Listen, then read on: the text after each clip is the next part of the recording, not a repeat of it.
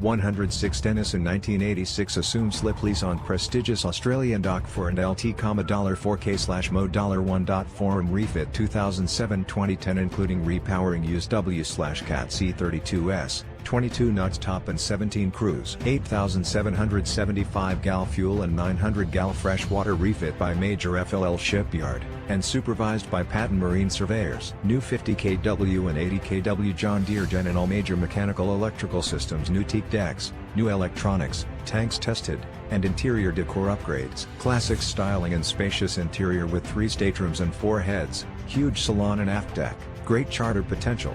Could be modified to 4 staterooms and 4 heads.